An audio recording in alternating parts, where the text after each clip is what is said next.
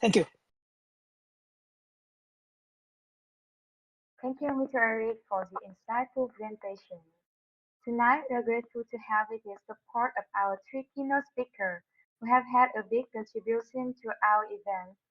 So now, let me introduce our first keynote speaker from Stuxnet. Please welcome Ms. Kanana Lakshmi, deaf advocate of Stuxnet, to the stage and deliver her keynote speech to our participants here. Hi, Nana. Please turn on your mic and camera. Say hi to everyone. Awesome. Thank you so much for having me. I'm really excited to be doing the keynote here. I have been in the DevRel space for a while now, and just a heads up, I do talk a lot. So when it's 20 minutes, just let me know, stop, and I'm gonna stop. Right? I have a slide that I generally deliver, which takes about 30 to 40 minutes, but I'm trying to kind of condense it to make it happen. Let me share my screen and we can get started. Okay.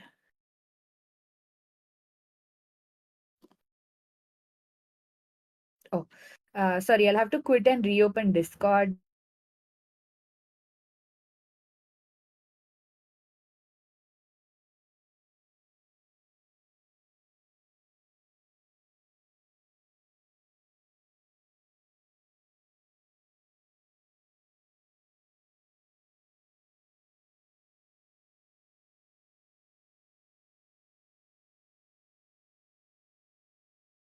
Okay, I'm back. Can you hear me?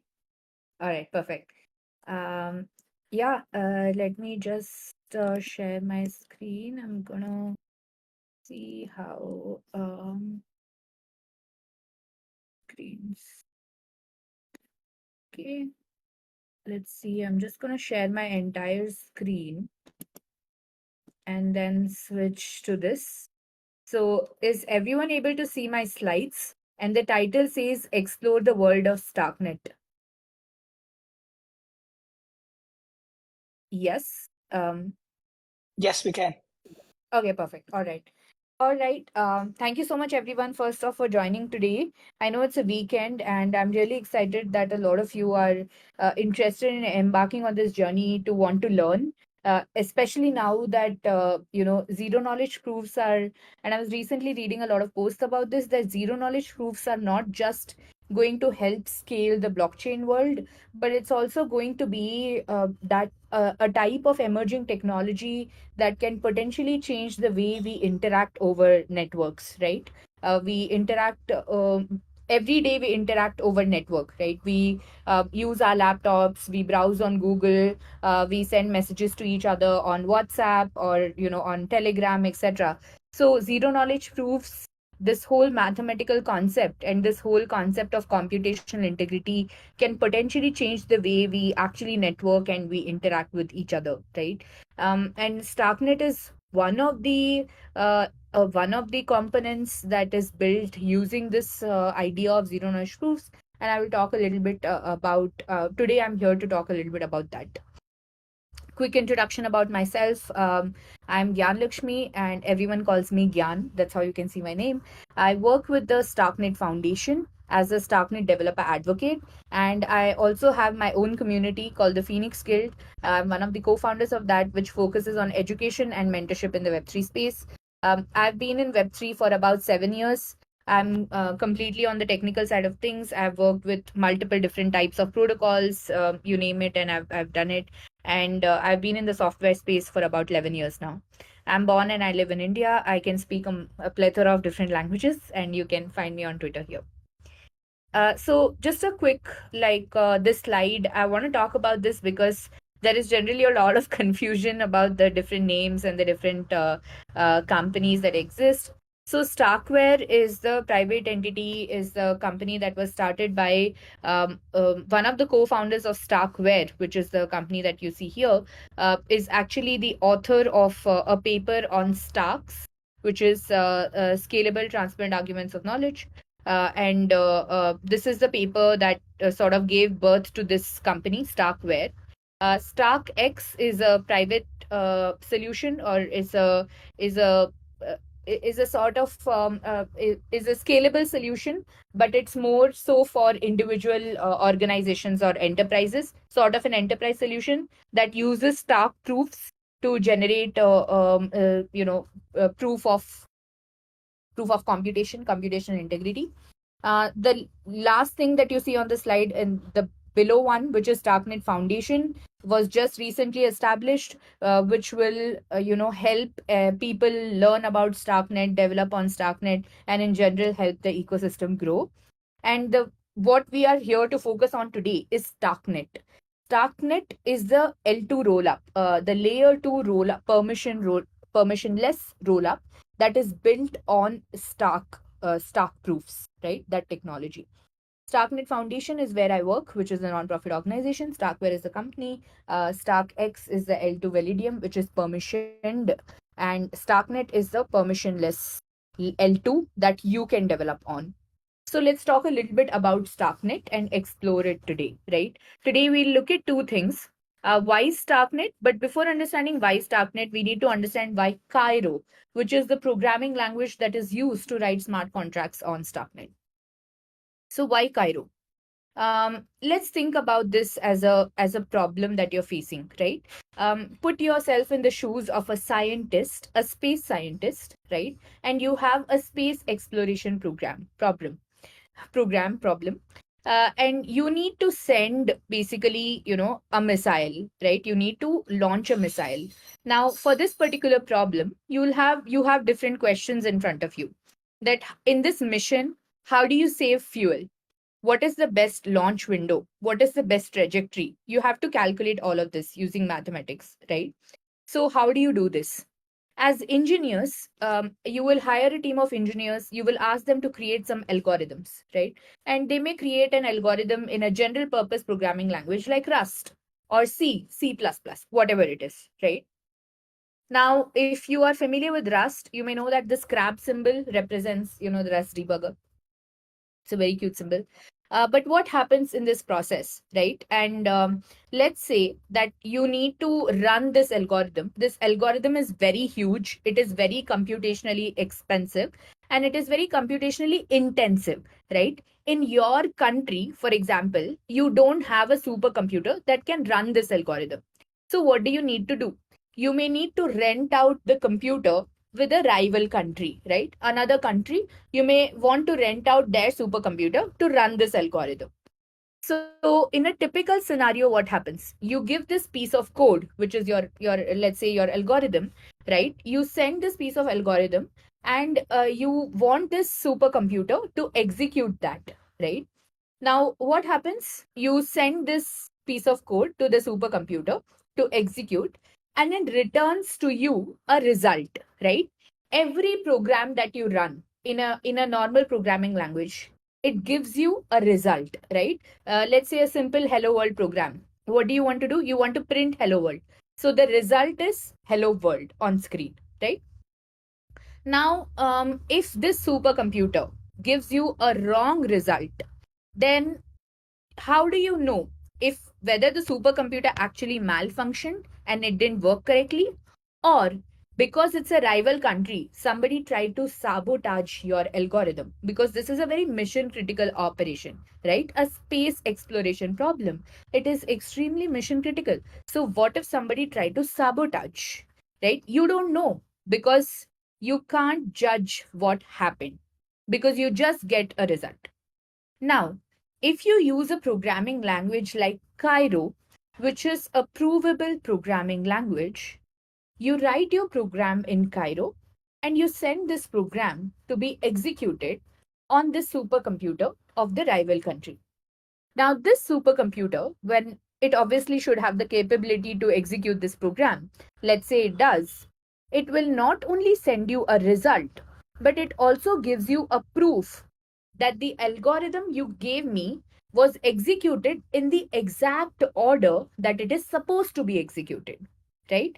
And it doesn't give you it gives you not only a result but also a proof that how did I get this result, because I executed the algorithm this way that you have given me to execute.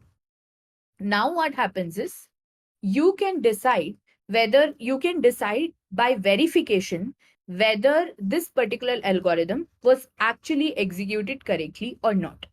So when you have a proof, you can verify using this proof whether something happened the way it was supposed to happen or not. This particular type of operation is called computational integrity. What does computational integrity mean? Computational integrity means that a regular computer is able to keep a supercomputer honest without having to rerun the entire algorithm. So, if this particular execution by the supercomputer is intentionally or unintentionally modified, the generated proof will be invalid because you cannot prove that you followed the exact same steps if you didn't follow the exact same steps. So, what are some of the features of Cairo? And why should you learn Cairo, right? Cairo helps you create provable programs. So, Cairo is not just used for writing smart contracts on Starknet, but it can be also used as a general purpose provable programming language. And going forward, we hope that Cairo can be used for other things just apart from Starknet also. So currently, Cairo is used for writing smart contracts on Starknet, but it's a provable programming language. It runs on top of a Cairo VM. Like I said, you need some sort of VM to actually execute and create a proof for this program, right? So right now, it runs on top of a Cairo VM. Its syntax is very much inspired by Rust. So I also tell my students or tell people who I'm teaching that, hey, if you're learning Rust and you're learning Cairo will be much easier if you're learning Rust. And learning Rust will be much easier if you're learning Cairo. So it's actually like a 1+1 free offer. It has a very similar ownership model to Rust. It is strongly typed and it can also be used outside of Starknet. You don't need to know ZK in order to learn Cairo. So here is just some example code. I'm not going to go deep into this, right? I'm just going to skip through all of this.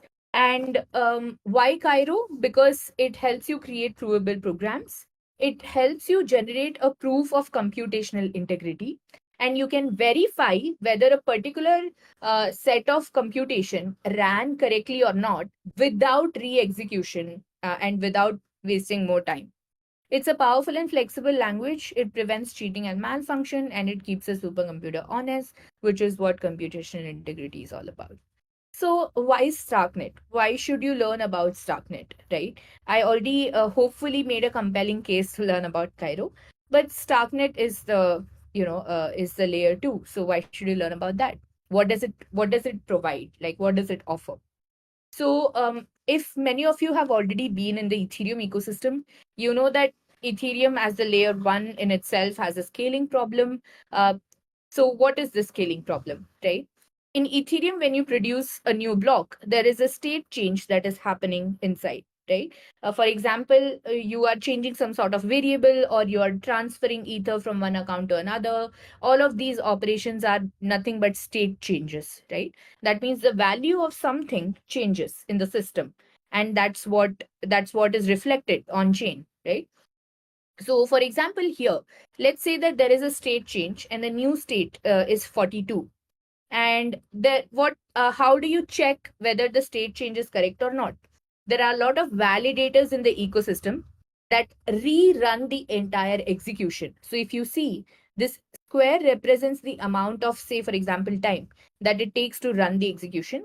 And these validators rerun this entire set of execution, right? To validate whether the state change is correct or not. And then based on the consensus algorithm, the block gets added to the blockchain. Now, if you run the same thing on Starknet, right? On Starknet, which is a layer 2 above Ethereum, you can execute once and verify everywhere. What does that mean? As you saw before, because you're going to write your programs in Cairo, you not only generate a result, which is the state change result, that is the new state is 42, you also generate a proof that this particular state change was produced by doing computation like this. Now, these validators, which were rerunning the entire execution, now don't have to rerun the entire execution. They will just have to take this particular proof and they will have to just verify it. So the time taken to verify this proof is much, much lesser, as you can see, than the time taken to actually run the entire execution. And this is what it means by execute once and verify everywhere. So this offers a scalability to the Ethereum ecosystem. As you can see that the sequencer, which is the L2 element, which is doing the actual computation and also producing the proof, takes much more time than the validator, which is just performing the verification. And this verification is even more improved now with proof recursion, right? So stacks you also use recursive proof generation. So there are other algorithms as well that are there which are using recursive proofs. So the timing is much, much improved. So you can see in the chart, right, that the actual time taken to verify is much lesser than the time taken to execute or rerun the entire thing all over again. So you think of validity proofs as when you see a file and when you want to transfer the file, right? And if you want to make the file easily accessible, then you will compress the file into a zip file and transfer it, right? So similar to that, here what we do is the computation in a roll-up scenario. The computation is compressed and a proof is created that this computation was run the way it was supposed to run. And this particular proof is called validity proof, right? Why are these rollups called as ZK proof based rollups? That's because they use the algorithms that are underlying in the ZK ecosystem. For example, Starknet uses an algorithm called Starks, Starks. The other popular algorithm that you will hear is Snarks, right, which is succinct non-interactive arguments of knowledge. So uh, these these proof systems use the underlying mathematics behind these concepts, and that's why sometimes they're also called ZK proof based rollups, but they're actually not completely ZK. Why? Because every ZK based application actually has to adhere to three properties. The third property is called zero knowledge. That means you should you should be able to have some private inputs. However, most of the permissionless public layer 2s, which uses the ZK concepts, are actually public, right? So you can't really have private privacy over there. And that's why the proof system is called validity proofs. They validate whether a particular computation is correct or not by generating a proof from that. So validity proofs are actually a use case of zero knowledge proofs. They are used for compression and not privacy. So that's why Starknet is focused on scalability. You can build privacy preserving applications on top of Starknet as a layer 3 by building your own app chains. But the aim of Starknet is to give scalability to Ethereum. So basically, if you have a question, what can I build on Starknet? You can build anything. You can build any project that you decide to build on any layer 1, because layer 1 is congested right now, and layer 2s like Starknet and other ZK based layers gives you the ability to compute fast as well as compute cheap. So Starknet is largely used for compression. If the and the output that you get is a result of program plus inputs. Output can be verified without the inputs. So that's the way how your most of your zero knowledge proof algorithm works. And the validity proof is why it is called a validity rollup. And Starknet is based on Starks, not Snarks. It's an efficient proving and verification mechanism. I'm going to quickly talk about Starks versus Snarks. It's already quite common knowledge. But Starks, the verification time of Starks. So I want to go a little bit behind and say that when you compare Starks and Snarks, the verification time and proof size of Starks is much higher than Snarks, right? This is not a good thing, and we are constantly working on improvising on this. But why should you still opt for Starks or Starknet? It's because of some other factors that make a lot of difference in long time applications, right? Your proving time is much, much lesser. You don't need a trusted setup. That means it is decentralized from get go. For snark based algorithms, you need to have a trusted setup, you need to have a trusted setup ceremony. There are some advancements happening there as well, but I don't want to go into that. But you don't need a trusted setup in Starks, so you can be decentralized right from get go. And it is quantum secure because it is dependent on something called as collision resistant hashes. So that's why when you're thinking of building long term products, which is what I'm hoping that you're all building, right? As entrepreneurs, as product creators in the Web3 space, we are looking at building products that will be used down the line 10 years, 15 years, or for the longest time, right? So when you're thinking of building long term, you want to make sure that there is enough security, there is enough decentralization in the kind of products that you're building. This is a question that we get often a lot, that what is the difference between Cairo VM and ZK EVM, right? One of the main things that I want to say is that Cairo VM focuses on performance, whereas most of the ZK EVMs or all of the ZK EVMs focus on compatibility, right? That's why they are ZK EVMs. Because EVM is extremely popular, they have coded EVM into the ZK circuits, right? And that's how ZK EVMs work, whereas Cairo VM is its own category of virtual machine in the zero knowledge space. So I want to quickly talk about this because it's a very common question that we get. I want to refer to Vitalik's ZK EVM classification. You can also find this paper, this blog on Vitalik's blog site. But he shares a very interesting classification that is different types of EVMs. It type 1, you don't change anything in the EVM. It's full compatibility. However, the performance like proof generation, verification, everything will be very, very slow. In type 2 ZK EVMs, which many of the EVMs are trying to aim to be type 2, like Scroll, Tyco, etc., are trying to be like, they want to be type 2. So in this type 2 EVMs, you only change the storage data structure. It's a very high compatibility with EVM, but the performance is still going to be very slow. Because EVM is not built for creating proofs. EVM is your normal VM, which is for, Ethereum. And then type 3 ZK EVMs, which you will find almost everyone today, right?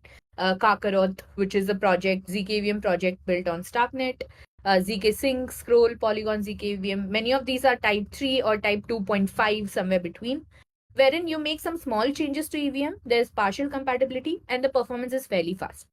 However, if you have a completely different VM, which is like Starknet, Cairo VM, or Polygon Maiden, the performance will be very, very fast because it's specifically designed. The CPU architecture is designed for optimizing proof generation. And that's why it's important to know what the difference is when you are, going into certain ecosystems and trying to build over there, right? So, this is basically the categorization. And Cairo VM focuses on performance. That's why we have a type 4 VM, which is a completely different VM than EVM. And that's the focus because we want long-term products to be built on Starknet, right? So you can see here there is some like numbers for you in terms of what is the L1 finality, like how much time does it take for the block to get accepted on L1. So there is a pathway, or there is a structure for a block to get accepted on L1. First, it gets accepted on L2, and then a proof is generated, and then it gets accepted on L1 once it is verified, right? So here is just some performance numbers. And yeah, why Starknet? I just want to close with that. It's optimized for ZK tech.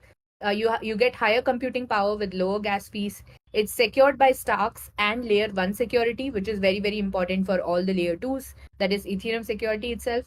You have a powerful programming language, that is Cairo. There is already a battle tested tech stack, which is our Stark X. It's been running for the past 2 years and has done over $1 trillion of transactions.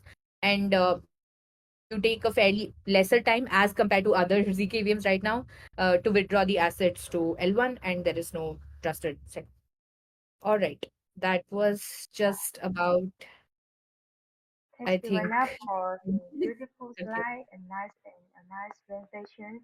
I believe that our audience have had a deeper understanding about you and also about Skynet, and thanks for being here.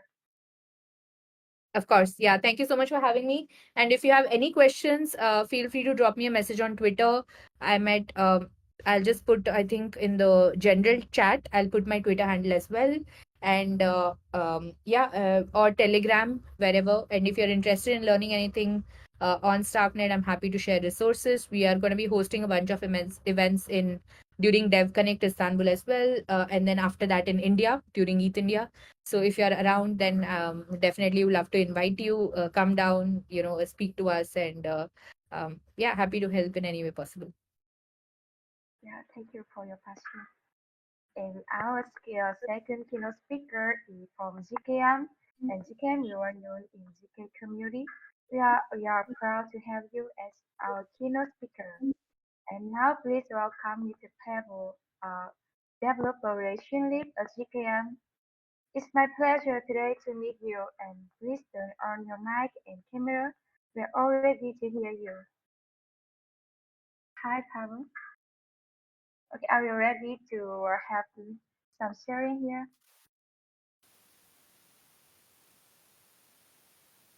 Oh, sorry, Pavel, I can't hear you. Can you check your mic and camera?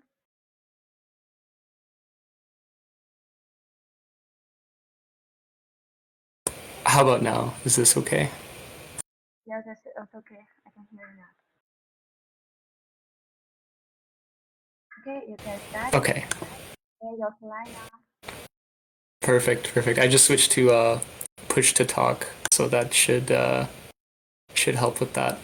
Let me just go over here to my actual slide. I have it over here. Okay. Discord only shows like two screens at a time. I have like 17.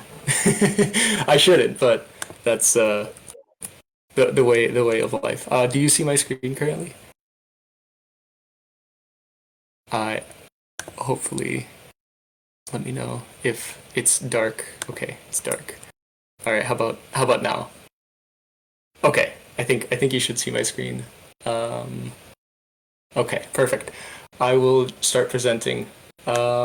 Hi everyone, my name is Pavel. I am the developer relations lead at ZKM.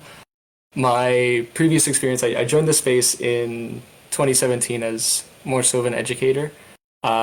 So I taught from companies like RBC and as well as like governments about like just Ethereum and technology. So hopefully I can take some of that presentation skills and sort of make this more fun and interesting. In addition, I worked for Metis as a developer relations advocate and essentially know a lot about optimistic rollups as well. Migrating to ZK technology has also been an adventure, and I'm also a current founder of a different solution. So I'll just jump right in to everything. So I did a lot in the space, and you'll probably see me at Istanbul for Dev Connect as well if you're going. So I'll give a brief overview for ZKM, who we are. We are a universal and general purpose ZK VM based on the MIPS instruction set. Now, what does this mean, ZK VM? Essentially, MIPS is an instruction set. It is how computers communicate. It's low-level, assembly-level instruction sets. So this is basically like at a lowest level before binary, I guess, and essentially going in and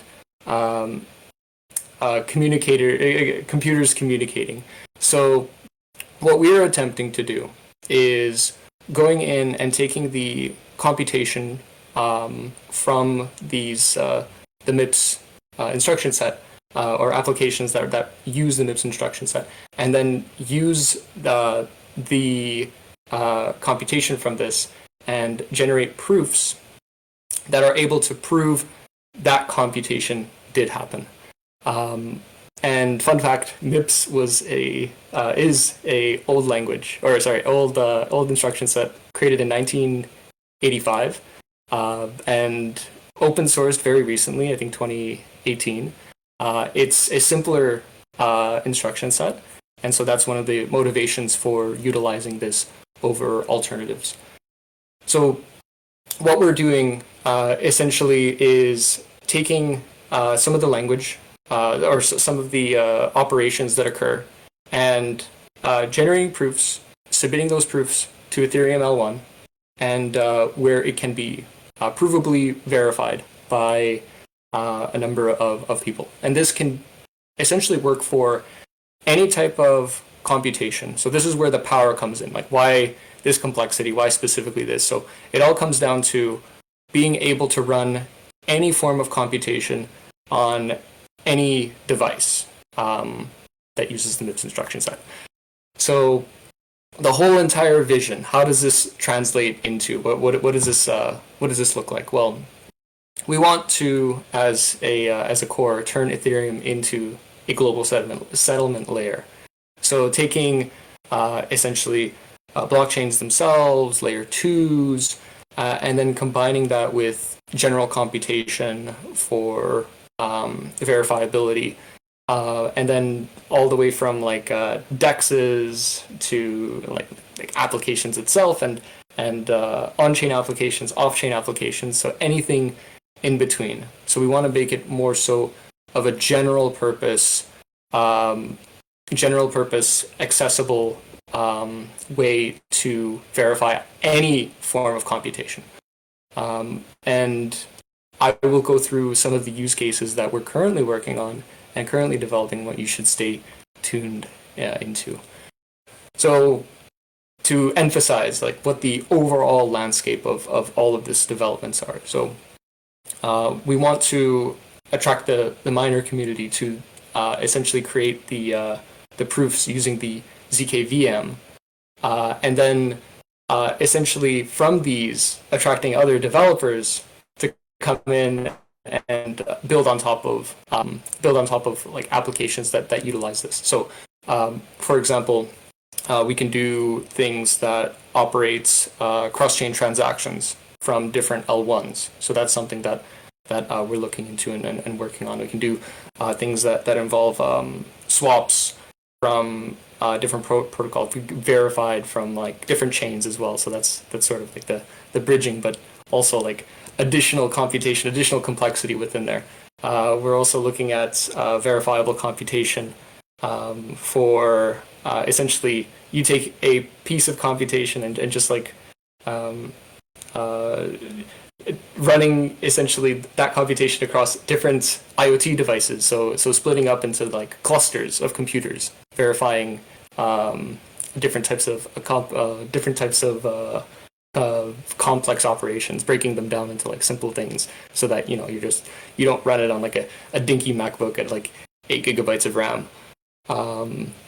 So in this, I'm actually gonna zoom into this slide because I think like it's a little bit zoomed out. So just to go over the overall architecture. So there's the VM basic. This is just the generic computations that occur within the virtual machine. So if I zoom in right here, so we have this right here. We have the MIPS program, and the binary file, the executable file for MIPS is called ELF.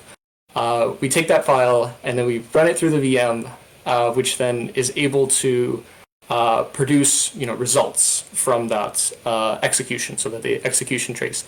From these results, we're then able to generate a Stark proof, and then use or recursively iterate using like Plunky2, and essentially generate a proof that's smaller sized that can fit on the Ethereum blockchain without actually costing like a lot in terms of the deployment for storage. So we can essentially use what already exists, put it together, and verify computations at a reduced cost using technologies like Plonky 2 and Stark as well. So that is just the overview on like how the overall like operations work and how we're like condensing this and making this essentially provable in terms of just general computation. So why go through all this effort? What's the actual like practical use cases for this? Well, the first one, which will be upcoming, hopefully by the beginning of next year, Q1, where we're looking at the hybrid rollup, essentially taking optimistic rollups from the OP stack, and then the ability to essentially grab what the sequencer produces. So how this all works with optimistic rollups is that the sequencer takes in transactions. They have like an order of transactions that they then compute the state for. They submit the transactions as well as the state, and essentially there's a 7-day window where anybody can come in and say, hold on, the state doesn't match the transactions if it's executed, and then they submit like a fraud proof within that 7-day period. The downside to that is that there's a 7-day period. You have to wait in order to actually withdraw your funds. So that's obviously, you know, for impatient people as well as like just regular everyday people, you don't want to, you know, wait to essentially use your money. And then in this case, what we can do with ZK MIPS is we can take these individual transactions that were submitted by the proposer, by the block proposer, and essentially compute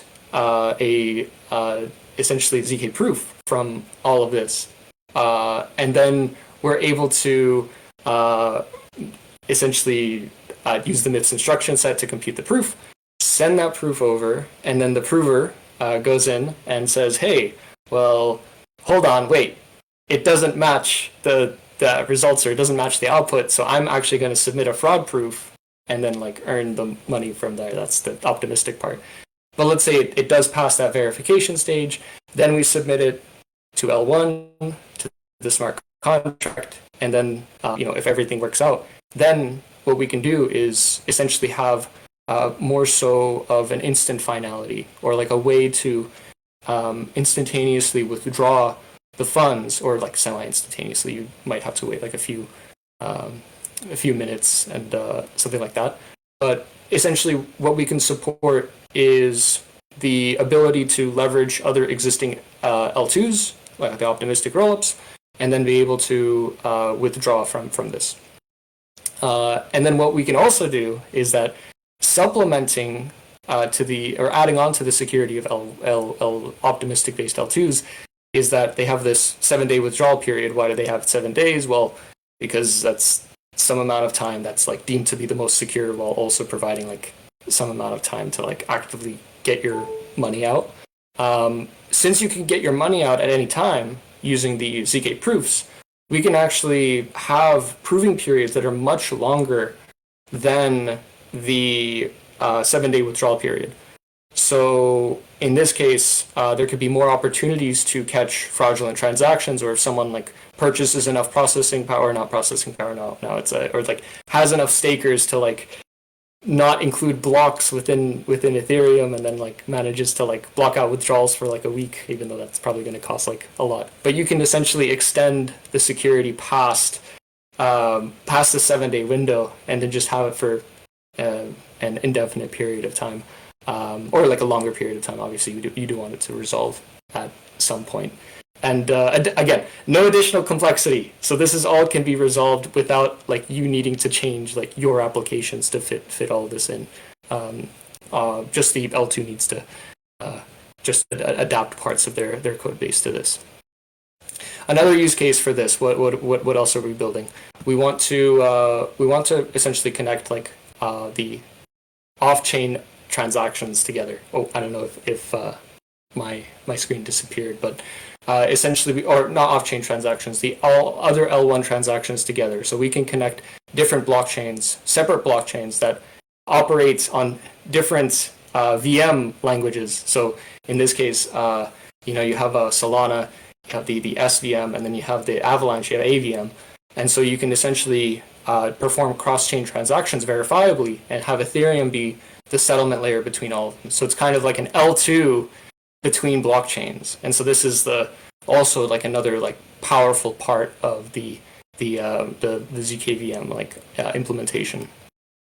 And finally, like the third case, but not finally, but one of the additional examples of this is that I can actually take the different types of computation and send it to different, whether it be like IoT devices, server farms, whatever, and have provable computation that the operations did take place. They're not private, but they are provable that like did they do the execution required to get to those results. So this is like another big utility for just having this provable computation at like a very adaptable instruction set. So big slide for just the review part. Essentially, we're taking in we're using MIPS instruction set to develop this generalized computation, and then you essentially can take this and develop proofs for different things. You can even take them and create your own maybe like privacy proofs using this. So we want it to be maneuverable in terms of this set. We're making it work with all VMs. So essentially from Move to Wasm to Rust. So having the ability to just not need to have like limitations in the language that you're building with, and instead like you can use everything to prove the computation. So in addition, like no change of the code base, right? You don't want additional complexity to like adapt all of your environments, have re-audits of everything, have re-implementations of everything, hire new developers, new people to come in and do all of this. So this is like another thing. So it's just a one thing, and then it's done. And then in addition, like how maneuverable it is, it's like, all right, well, we can have like Rust, we can have Java, we can have JavaScript, and we can like essentially prove like all of these like languages from just using this low level instruction set. And then no need to like adapt to like constant changing standards, because EVM is still like adapting. There's different types of upgrades that are occurring. You had like different types of like gas cost changes and things. Like all of these things impact every other thing that comes before it. So you have to sort of recreate whatever it is because you have to follow along to the standards. So of course, like you don't need to worry about that. So, and then finally, it's like validating all transactions, non-blockchain and blockchain. So it's kind of like one thing for everything. So that's Here are all the socials. In addition, I do want to mention that we are launching a program specifically to reward developers participating in the CKM ecosystem. And so we want to essentially encourage contributions, encourage ideas, encourage like basically people coming in and sharing their thoughts and their implementations of our currently released technology. We do have like a circuit that we currently released that anybody can come in and use to like prove like an Ethereum transaction or like a Goerli transaction. So you can run that. It's on our GitHub. But past that, if you join in our Discord, we will have like additional community incentives for people joining into our ecosystem, and then hopefully that can be like a leverage of like what we can do for the future. So I think my time might be up. Oh, I have to share my link to the slide. As you can see, it's dark here where I am, but I will share the link to the slide, and thank you. Yes, thank you, Pavel, for your presentation. Thank you, thank you for taking your time to join us today, sharing your experience and many things related to ZKVM. The slide you saw gave us a very close look about ZKM, and I hope it's helpful for all our attendees here. Yeah, thank you so much. And the last but not least, we're honored to welcome Mr. Vince Yang, co-founder of ZK-Link. Your commitment to our community is truly inspiring. We are thrilled to have you as our keynote speaker for this event. And hi, Mr. Vince, we can't wait to meet you and please turn on your mic and give us some speak here. Hi, Mr. Vince, can you hear me? Thank you very much. I heard you. I'm still trying with my network connection and still trying to share my screen. Just give me a second. Just in case my connection is not good enough, I just invited my colleague Teddy to join us on this stage. And in case my connection is dropped, Teddy may continue to present the keynote. Okay, no problem. Yeah, I'm trying to share my screen right now. Just give me 30 seconds.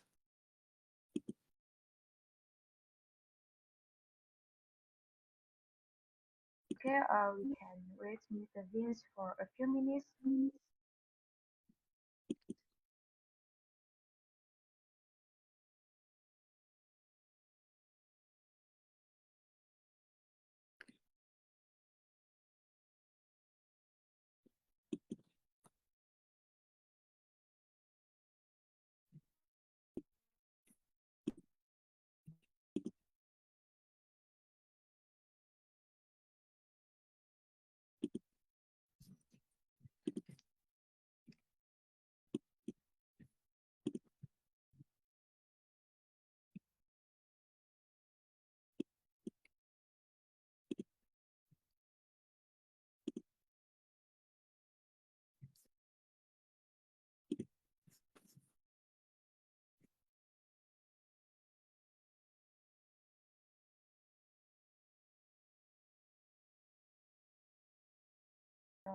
For please wait Mr. Vince. And before the presentation of Mr. Vince, I want to inform you that the next part of our event today is panel discussion. So if you want to raise your question to our speaker, you can type into our chat box at the top right corner of the screen. In this part, you will have a chance to win a prize worth $20. Sorry, we're having the problem of sharing the PDF of the presentation that we prepared. Seems cannot find the way to share the PDF. So yeah, Anne is helping us on this. Thank you very much, Anne. Okay, I can see in your slide. Okay, you can start right now. Yeah, I can see it. Okay, Awesome. okay, thank you, Anne.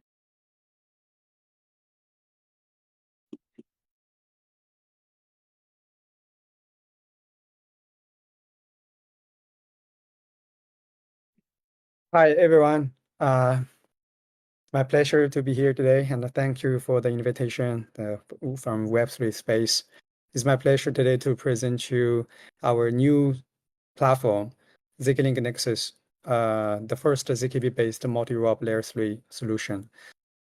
Before I start, I'd like to give you a little bit background about the project and myself. I joined the crypto industry in the year 2019, and ZK-Link is started in the year 2021 in Q1. We've been building the solution for over 30 months, and we have launched the first platform, a layer 2.5 platform across multiple layer 1 and layer 2s, which went live on Alpha Mainnet just a few months ago. And it went live on 10 mainnets, 4 layer 1s, including Ethereum, BNB Chain, Avalanche Polygon POS, and 6 layer 2s, including OP rollups and ZK rollups. And in about 1 to 2 weeks time, we're going to launch ZK-Link Nexus, which will be the first ZKB-based unified layer 3 across multiple layer 2 ZK rollups. Next slide, please. So what is layer 3? Layer 3s are built on top of Ethereum layer 2 rollups, and it delivers higher scalability and consumes less gas for the zero-knowledge proof verification, as there are possibilities of recursive proof generation and verification, and there will be more application-specific customizability on the layer 3 platforms. Next slide, please. And as you can see that there are also other layer 3 platforms introduced by the general purpose ZK rollup layer 2s like StackNet, ZK-Sync, and also optimism rollup like Arbitrum Orbit, StackNet Madara, and ZK-Sync Hyperchain. They're the layer 3 stack based on their layer general purpose layer 2.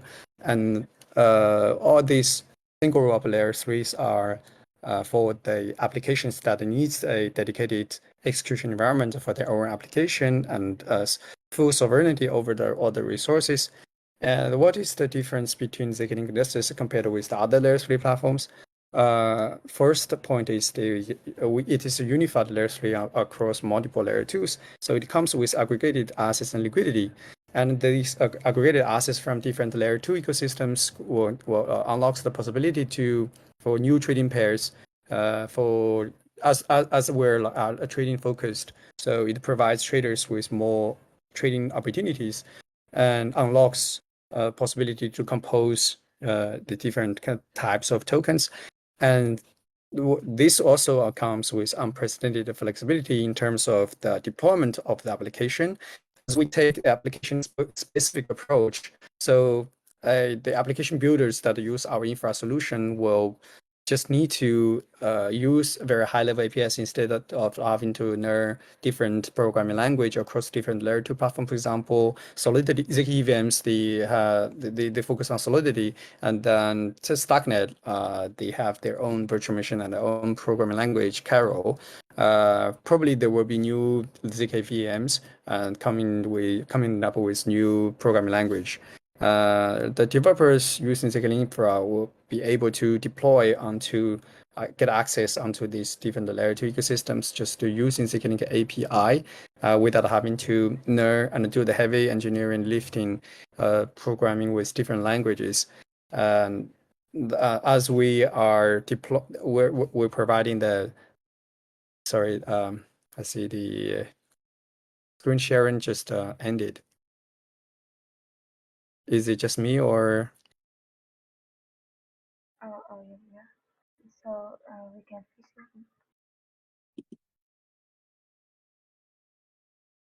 it. Let me check from it. Oh, I've been disconnected. Okay, just to save my connection, I'll just turn off my camera. Is this okay? Okay, thank you very much, Eric. Can we go back to the last slide? Yeah, I was talking about there some of the unique features of the ZK-Link's layer 3 solution, ZK-Link Nexus. As we plan to provide the layer 3 rollup as a service for applications, and so certainly there will be one application with one layer 3 rollup, and among these different layer 3 rollups using the ZK-Link Nexus stack, they will have cross layer 3 rollup composability. It is possible to compose some of the transactions to extract value from these transactions. And also we plan to introduce multi-application recursive proof verification, and also a new script called trading specific DSL for the trading applications. Next slide, please. So to give you a quick overview of the architecture of ZK-Link layer 3, as you can see that we have the state tree on the bottom of this graphic, which is the layer 3 of ZK-Link, and in the middle you have different layer 2s, general purpose ZK EVM and ZK VMs. We have given the example here in this graphic, Linear, ZK-Sync, and StackNet, and they're all talking to the Ethereum layer 1. ZK-Link layer 3 post commit states and proof to the layer 2s, where they send the state route through the official bridge to Ethereum contract, which is deployed by us. And then the contract will compare the consistency of the different state routes posted to Ethereum from the layer 2s. And in this way, we'll be able to achieve and judge the consistency across the rollups. Why is this step fundamentally important? Is because that any multi-roll and multi-chain infra is faced with the security challenge, the potential deposit fraud. For example, the validator of chain service on the layer 3 can falsely inform zkSync about a deposit on Stacknet. To be more specific, just give you an example. The validator can tell the contract on zkSync that it received 100 USDT deposits on the Stacknet contract, but the zkSync cannot directly perceive the states from Stacknet contract. They cannot directly communicate to each other and perceive each other's states.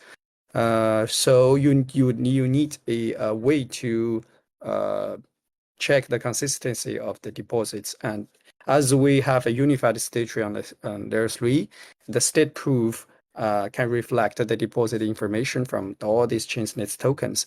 And if you are posting the same state root to each of the layer 2s, if you can be assured that the state proof posted to the different layer 2s and their knowledge proof is verified, successfully passed, then you'd be able to make sure that all the deposit information is true and correct.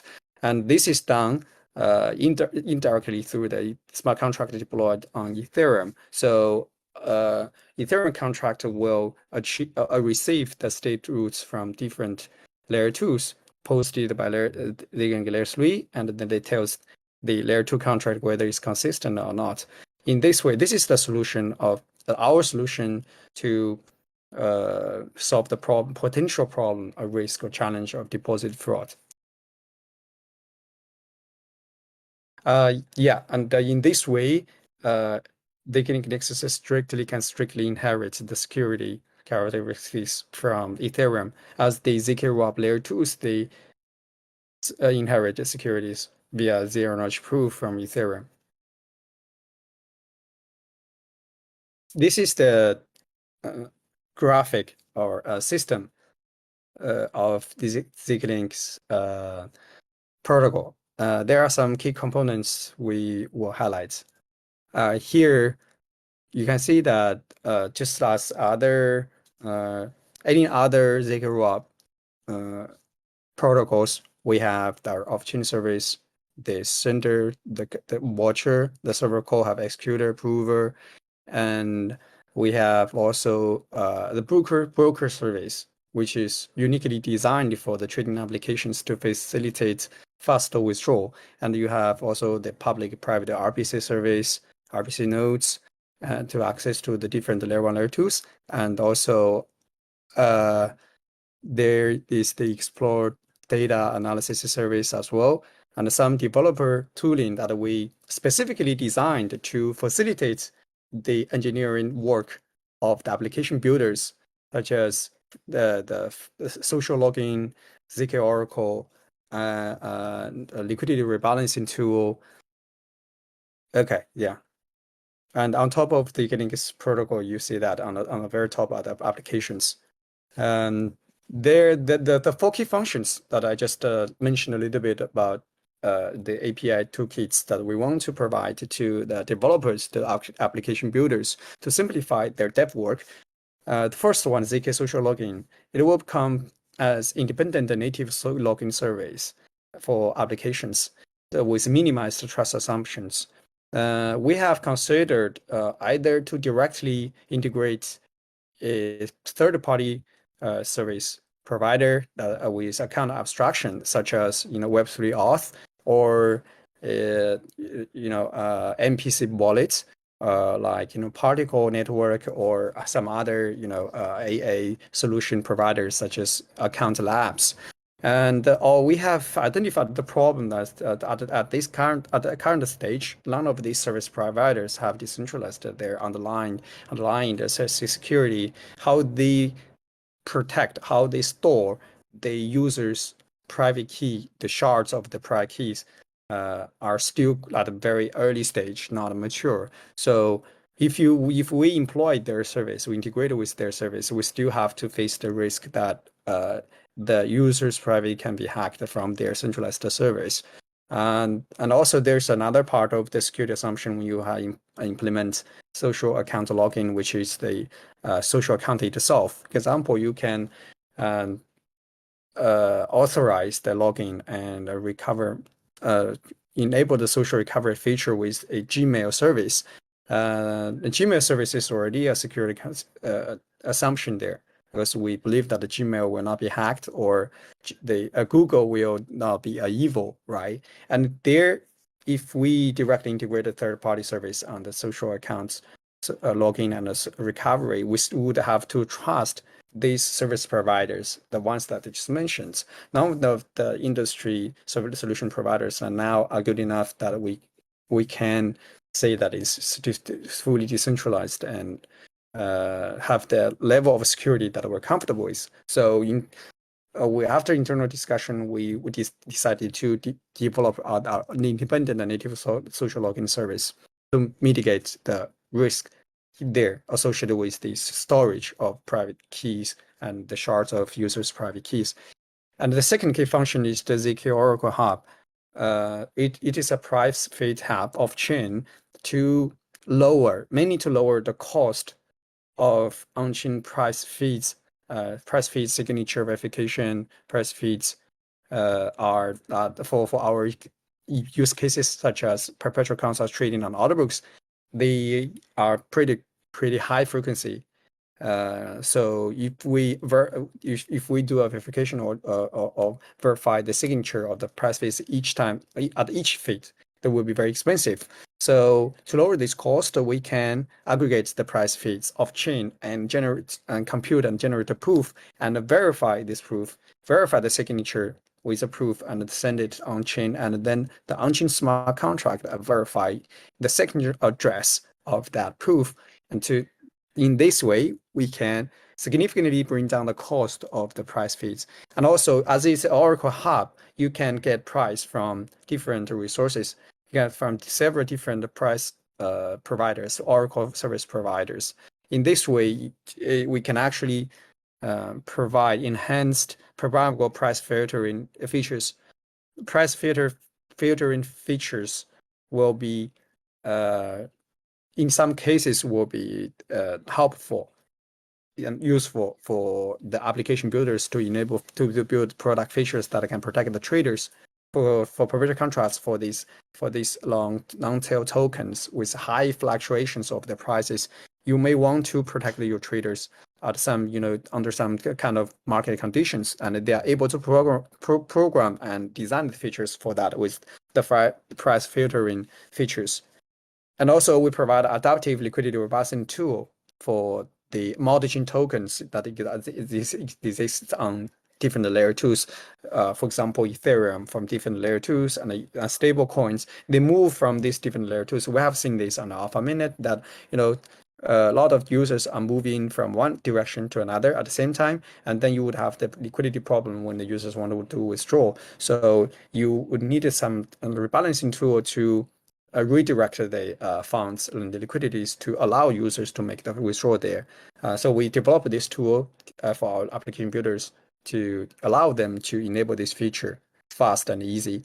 And the liquidity broker service is the service that I just mentioned. This is for the developers to enable faster withdrawal features and allow the community participants to provide liquidity for this feature, so they wouldn't have to rely everything on the operation team or in-house funds. Community liquidity providers can do this to earn commissions, to earn fees, and you have a tool to manage that process. All these four key functions comes together with the core service, the ZK Rollup service, layer 3 platform.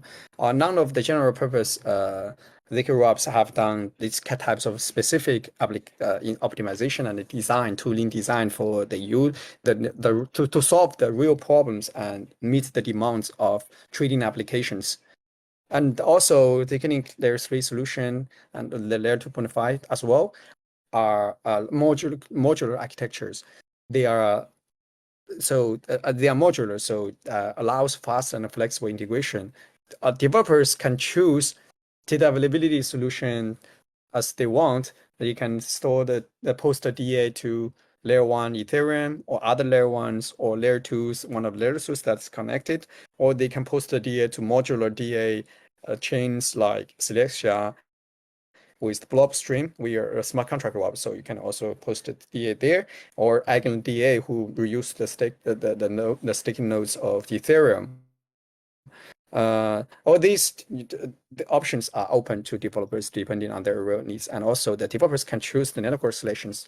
They can choose the chains, layer 1s and the layer 2s they'd like to connect to. And if they want to maximize the security, they can solely deploy on ZK rollup layer 2s and the Ethereum. If they want to maximize the connectivity and the liquidity resource, they can connect to multiple layer 1s and the layer 2s that have active, vibrant ecosystem, right? And the platform comes with enhanced performance. We've done quite a lot of work around the performance area because as a layer 3, we're supposed to provide the benchmark performance.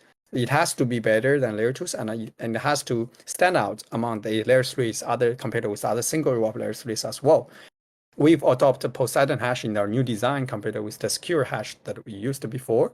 This can enhance the performance, and also we've done refactoring of the circuit executors. Our zero knowledge circuits is developed by our engineers specifically for the use cases that we want to support for order book trading, for NFT trading, for NFT minting, for RWA derivatives. And also we continue to work on parallel processing, and this is important for the Winnie's to accelerate the Winnie's generation. This is one of the key points when you want to have a fast approver, or fast proof generation, and you want to improve the throughput. However, if we fully implemented the parallel processing here, would be able to bring up to enhance the performance by order of magnitude. And I see we're also working on. Sorry, last slide, please. There's one more point. The previous slide, please. Sorry, previous. Can you go back? Yeah, here. So the last point that we want to mention here is the proof system itself. We are still using Plonk, the proof system. Well, that most executives have worked on. But we currently are working on a new proof system based on the work introduced by Microsoft engineers, Nova, Hypernova, and Supernova. We're still early on the implementation, but we have some internal benchmarks that shows very positive metrics that will be able to. This new proof system will be more efficient by order of magnitudes. And we will introduce the work on that to the community once it's ready, because a lot of teams that we know are working on Nova as well, on the folding scheme. This is a new feature that will come with our layer 3, multi-application recursive proof verification. That the core objective for this is to reduce the proof verification you need on chain. For example, instead of doing 3 verification, you probably can use recursion to generate a proof. Just do one-time verification, so it consumes one. It consumes just one of the 3 of the gas for the verification, and the proof verification is quite costly. It takes a major part of the total cost of operation for ZK rollup. And this is a developer-friendly trading specific tool we want to launch for the application builders on our platform.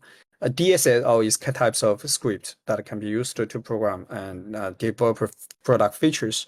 And this trading specific DSL will allow the application builders to build certain types of product features that are professional trader friendly, such as copy trading, such as grid trading, to unlock more trading strategies on DEXs.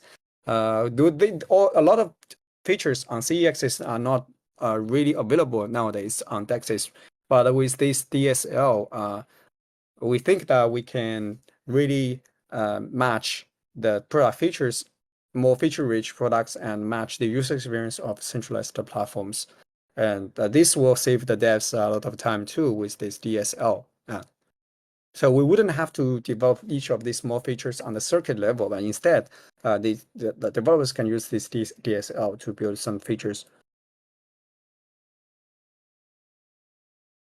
Yeah, thanks.